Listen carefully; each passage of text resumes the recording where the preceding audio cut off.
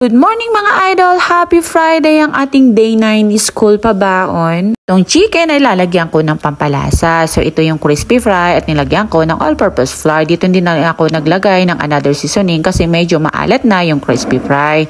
Tapos dito pala sa chicken ay slice ko para at least mas madaling maluto yung loob niya at malagyan ng pampalasa. Ito pala yung lady finger ay steam ko sa rice na para at least maisabay na siyang maluto. So, dito ay frinay ko na yung chicken at yung natirang breadings kanina ay set aside ko kasi pwede ko pa yan gamitin sa pork chop para sa baon niya next week.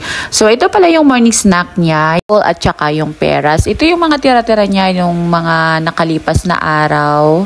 Dito ay binabad ko ng water at konting suka para hindi pagkainin niya mamaya ay fresh pa rin. So, ito pala yung manok mga idol. Since manok ito ay gusto ko make sure na lutong-luto siya. Kaya nung habang niluluto ko ay inislice ko pa din. At least maluto siya hanggang sa loob. So dito pala sa lady finger yung okra na gulay niya for the lunch ay gusto niya yung may sausaw sauce, calamansi or lemon. So ito gumawa ako at nilagyan ko yan ng konting asukal. So dito sa rice niya mga idol ay naglagay din ako ng another flavor na seaweed. Alam niya yung chicken, steam na okra at saka dessert niya na saging. Ito lang pala ang priniperan ko kasi walang pasok po si Axel ngayon kasi may meeting po kami sa school. So ito yung morning snack niya, yung cutted na fruits at yogurt at naglagay ako ng ice para malamig siya.